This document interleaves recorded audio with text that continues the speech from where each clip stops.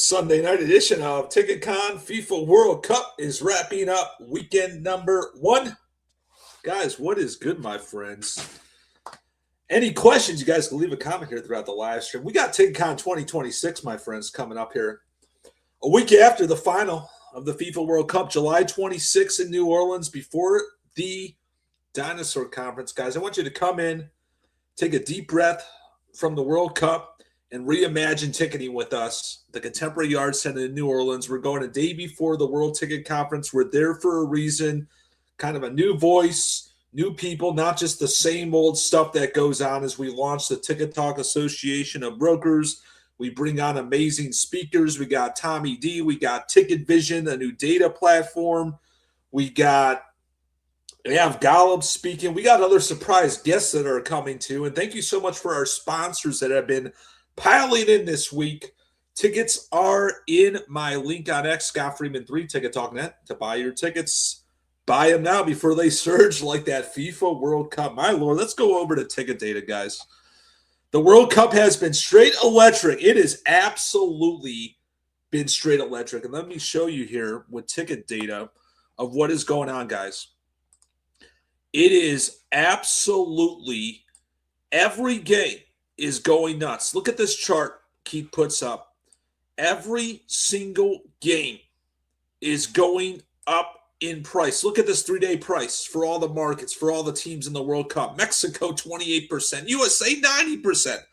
How about their 4-1 victory as they play Aussie this Friday? That match is surging. Is any team gone down in price? Everything is in the green, guys. People are absolutely stoked for this FIFA World Cup. And my Lord, every team has surged in ticket price. I mean, the first weekend of the World Cup is just absolutely electric. I mean, let's just go to the games. I mean, it is just, I can't even fathom what is going on here. I can't even fathom. Where's the individual games? I get them on my phone. Box office FIFA. Right there, Scott. Go up and click on individual matches. Oh, here they are. They're hiding. See, I always look at my phone here. Here they are. Okay, thank you, MCF. So here's the deal, guys. As we head into Monday, every match has surged crazy. What shocks me the most, and I just tweeted it out here a little bit ago, is that even these crazy games like Iran and New Zealand, where I thought it was going to be like under $100 get-in tomorrow, is a $438 get-in for Iran, New Zealand. I mean, we're talking about Saudi Arabia at Hard Rock Stadium tomorrow, $468 get-in. We're talking Belgium, which is somewhat of a soccer town, Egypt, $486 get-in. And the big matches are going well over 1,000. France, Senegal, 1,000, $480. I mean, has any match gone down in volume the last 3 days? Look at this. One, Norway versus Senegal is the only match at MetLife that's gone down 2%. Let me see if any other match has gone down. Everything else is in the green. That is the only match that has gone down the last 2 days. 2%. And I don't even know why that particular match went down between Norway and Senegal. So it is just unbelievable. Guys, ticketdata.com is our official data platform for all FIFA World Cup needs. Keith makes our job so much easier. I don't know how I would do it without him. I would have had to build my own platform. But really, the demand is there. People are stoked. And I can tell you right now, leading up to the final, we got 1 month and 5 more days of this. And I don't know if it's going to go up more. I don't know if it's going to stay flat or go down more. Obviously, some matches have to go down in volume. Have to decay a little, right? I mean, I'm just shocked on these Iran New Zealand's at $438. I thought they would be under $100 get-in. Shocked, MCF. Absolutely shocked. Let's go over to the X feed. So much going on. You got the UFC fight at the White House starting here in a little bit. Not that it's a ticketed event that we talk about. You guys, in a nutshell, for all the criticism we give to Gianni and how this tournament's been ran, and it's obviously not for the blue-collar fan. It's expensive. It's a rich man's World Cup. But fans are showing up. They're showing up in every venue. Every venue's at capacity, just about, give or take a couple thousand tickets. Fans are enthusiastic, passionate, and full of life than ever. So kudos to them for this. When things don't make sense in ticketing, Ariana Grande decayed tonight here in LA. $373 getting. If you would have told me 4 months ago Ariana Grande tonight in LA would be $373, I would have thought you're absolutely crazy. That's how tough live events and ticketing is to predict. Between FIFA, between Ariana Grande, and I got a lot of people messaging me. I mean, Ariana Grande, you're getting great deals in LA at Crypto and Kia Forum. I mean, I'm telling you, she's got mixed reviews for her tour.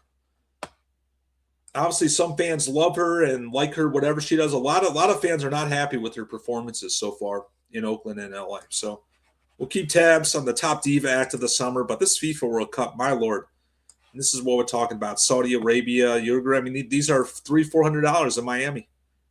Miami, what a party. I mean, just unbelievable. Unbelievable. And this is just like great data that the matches played, that ticket data showcases 43% change, 8 of 104. Keith is doing a phenomenal job with ticket data. Absolutely phenomenal job. I mean, I just can look at ticket data all day. He's even putting the feed in for the FIFA World Cup site. So, guys, here's the deal. Here's the deal with tickets. Put the screen back on me here. I think, in a nutshell, your best bet to buy tickets now is not necessarily the secondary. Obviously, we all know that we've learned through the growing pains of weekend 1 of the World Cup is that the secondary closes about 4 or 5 hours before each match. I expect like the bigger matches coming up, like US Aussie and some of the knockout stages in the next couple of weeks, they might even close them, I'm hearing, like 6 to 8 hours before the match. So make sure you buy your tickets in advance. And if you're a seller, make sure you sell them so you don't get stuck with them, which has happened throughout the first weekend of the World Cup. The FIFA World Cup site is like a Where's Waldo. It's not very good through secure tickets. I messed with it a lot today. You got to go through hoops. It's like dialing up AOL back in 1999. But when you go on it, you just got to click resale tickets, and sometimes there's tickets available, and most of the time they're cheaper than the SeatGeeks, the Vivid Seats. Let's not even talk about StubHub. So you can go search on FIFA resale site. It's not a good UX experience, a user experience at all, but it's getting the job done. But what we can tell from the first full 4 days of the World Cup is people are stoked. People want to go. This is a once-in-a-lifetime opportunity, unless they bring it back in 2038, 12 years from now, which I think they probably will. But we haven't seen a World Cup here in the U.S. for 32 years. And with all the bad press, with all the bad things that FIFA did the last year, it really doesn't matter anymore because people are showing up. And that's what live entertainment, supply and demand teaches you. You can get the worst press, media in the world, which we have given FIFA, and they deserve a lot of it. But it's not deterring from people showing up to the 2026 World Cup in Mexico, the United States, and Canada weekend 1. And it is absolutely on fire.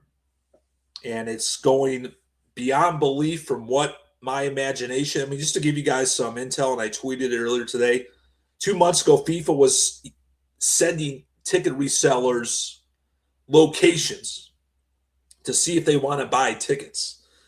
But looking back at it, they just want to see what the demand was. So actually, even though it was a dirty mofo move, they wanted to see what resellers were willing to pay for those tickets. They knew all along the demand was there, guys. When we reported hundreds of thousands of tickets available over the last month or so, they know that those tickets were going to sell. They fooled us pretty good because demand is there. Maybe it's more locals filling these stadiums than out-of-towners. But I can tell you right now, every person I talk to, every DM, my DMs are through the roof on X. If they're near a World Cup site, they want to go to the game. And they don't care what the matchup is. And that's why we're seeing these Iran, New Zealand games at over $400 ticket getting. My Lord, is it electric. As producer MCF is coming back on. Got a couple comments here that came up. I can't tell from the name. I think this is actually the old Miami pitcher, Jim Morris. I was talking to my brother. What do you think the get-in will be for the World Cup final 10K? And then he said this is I just can't imagine someone paying 10K to sit the highest row of the stadium, but I think that ticket is better than the first row behind the goal. Let me tell you something about the FIFA World Cup final, July 19th. Whether you're a famous MLB pitcher or some account we don't know of, I can tell you right now, the FIFA World Cup final probably will be about a 10K get-in. When I'm seeing these group stage games at a $1,500 get-in, $2,000 get-in, we're pacing for U.S. Aussie next Friday. Why wouldn't the FIFA World Cup final, July 19th at MetLife Stadium, be about a $10,000 get-in, $8,000? Number one, New York. We cover New York events every year. We cover the Knicks. We cover all the U.S. Open. We'll cover in August like we did last year. In New York City, if somebody wants to go to an event, they will pay whatever. We saw what New York Knicks finals tickets were going for. I mean, obviously they didn't last around $10,000 get-in, but I'm at belief that it will be a $10,000 get-in minimum for the FIFA World Cup final. I don't think it really matters what kind of sexy matchup it is. If USA pulled a miracle, which they probably won't, and made the final, I mean, that's a bucket list for everyone in this country, for all citizens in the country, to go to a FIFA World Cup final with the USA in it. But imagine a marquee team making it, a Germany, a Brazil. We saw what Brazil brought out to MetLife yesterday, Morocco. People are going to get their Louis Vuitton wallet out throughout this tournament as they have already. But for the final, they're going to pull out every cash they have in their wallet. They're going to pull out every credit card they have in their wallet.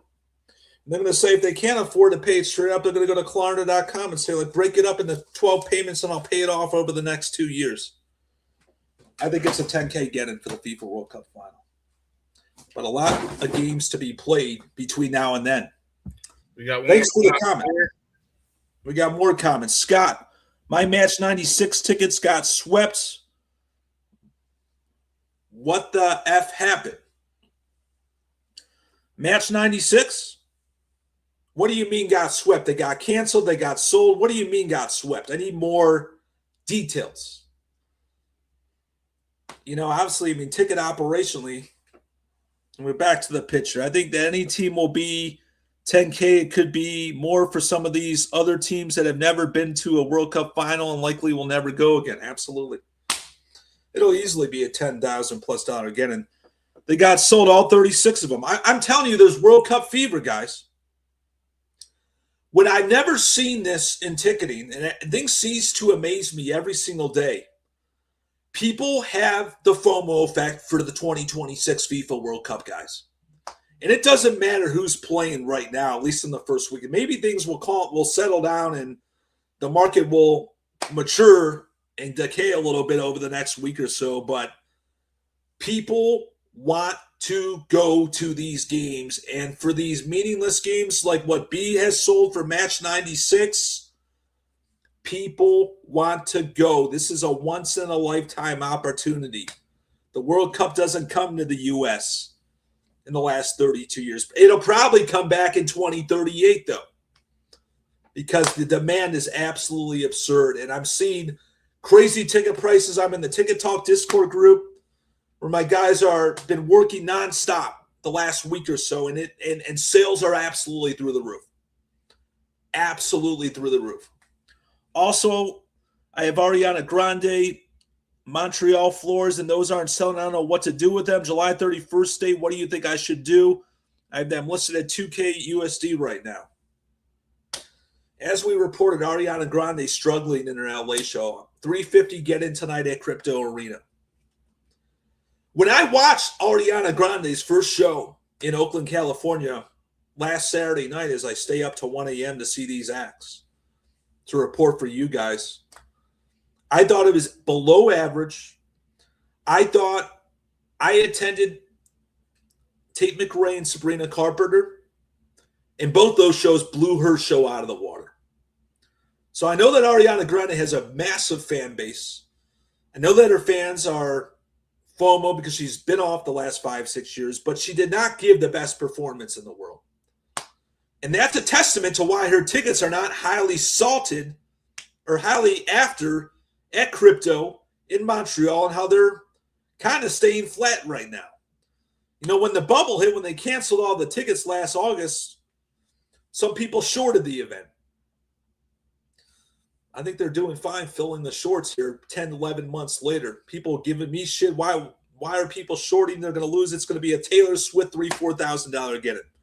Ariana Grande is not doing much right now. I had them listening for almost 8 months. The volume has always been so bad. Yeah, there hasn't been volume too. They've been playing the market manipulation game, and they're still not selling tickets. The FIFA World Cup's getting away with it because they actually have fans from all over the globe that want to go to these 104 matches. But Ariana Grande, a little bit overrated, right? I told people when I watched the show in Oakland, and I scout music shows, it wasn't that great. Below average. Go to Tate McRae, go to Sabrina Carpenter, go to Lady Gaga. Those three diva acts blow Ariana Grande out of the roof. Is there a reason why these tickets are cheap? I don't know. Maybe she picks it up. Maybe she does something crazy to get her fans excited and surge ticket prices. But, I mean, she's not complaining. She sold out all her tickets. She's doing fine. But her tickets are just not in demand. I'm comparing it to the Natty went with Miami, Indiana. These Indiana fans know that it was likely the only time they'll ever be in the Natty. And this is back to the World Cup. I know. Trust me, I know. I'm not going to confuse producer MCF, Ariana Grande, in the FIFA World Cup. If I did, I really got to get my head checked. To your comparison with the national championship, Indiana, Miami. Indiana probably will be their only time they make the national championship in football. They had a dream season, dream run. I'm sure they'll be back in the college football playoffs. But the likelihood for them reaching the national championship again, probably never again if you go towards a thing called the regression towards the mean. So you're probably your takes back on there. So good comparison. I mean, Miami Hurricanes fans or whatever. They were there. They weren't excited like Indiana fans. This is a whole country that has a fear of missing out. And this is other people from other cultures that live in the United States that want to go to the FIFA World Cup between all the sites in Mexico, the United States, and Canada. And like you said, this is a once in every 32-year event. It might be a once every 12-year event. I think the games will be back here in 2038. Obviously, FIFA is going to have their biggest ticket gate ever by a mile. They'll be back in 2038. I don't think they can go on a every 4 years. They got to disperse it amongst the world, but I bet you will be on an every 12-year rotation. MCF. Do we have any more comments? None as of now. So, I mean, just absolutely amazing as there I am. Producer MCF's messing around tonight. But absolutely nothing seems to amaze me. When I think I have live events and forecasting events figured out, I do not. I do not. And what we've seen weekend one is a very exciting time for this, for the United States, Mexico, and Canada. And we are the only network that is going to cover all FIFA World Cup games for ticketing. So make sure you follow us. We got another message too. Weren't you telling everyone a week or two ago that the World Cup was a pays-to-win event? Yes, I did. Let me explain that to you in a nutshell, because I get intel behind the scenes. When I'm told, and I get a spreadsheet sent to me on the FIFA World Cup that there's hundreds of thousands of tickets available, What are you going to expect me to say? It's going to be a pace to wait. There's volume galore. There's tickets galore. They fooled us. Gianni in the FIFA World Cup fooled us. Whether those ticket locations were sold, were they not sold, whatever. But yeah, I forecasted the FIFA World Cup wrong. And when I do make an error, I'm the first one to admit it. Absolutely. I saw thousands of tickets from the primary, from outlets, from the FIFA World Cup, sending a spreadsheet of locations. I reported that today. They were asking resellers, what are your thoughts on these locations? Thousands of locations they sent to resellers a month or two ago. So when I go off of that information, I see all this volume. Why isn't it sold? That's why I marked it a pace to wait event, but that was not the case. Absolutely not the case. Good question. Any other comments? Then you have Ariana Grande being a pace to wait show. Weirder things happen in live events and ticketing. In ticket distribution, they're running it to a T. Obviously, slow. When you have demand and you run slow ticketing, you only release so many locations at once. What does that do? It builds fear of missing out. Slow ticketing. They're not releasing all the locations at once. They're releasing batches like they do for big concerts. Just batches. Then those get sold, then they put them out. If they all put thousands of tickets at once and the consumer saw the manifest, they're not as excited to buying tickets. So slow ticketing works. Also, many resellers on secondary exchanges are busting orders, which is creating a squeeze for a lot of these games. So it's kind of the perfect storm of everything of why tickets are surging for the FIFA World Cup. But ultimately, it comes down to supply and demand outdoes supply in the first 4 or 5 days here of the FIFA World Cup. We got a great podcast tomorrow. We got Matt King, who created the ticket queue, on the show tomorrow, I believe 9 a.m. Eastern. So make sure you guys tune in as we talk to the creator, the inventor of the queue, the waiting rooms you're in. And it's going to be a fascinating interview. 9 a.m. Eastern Monday. We'll show it on replay, cut clips for it. Make it a great rest of your Sunday evening. Happy World Cup. We'll talk soon. DM me with any intel. Stay lean and clean.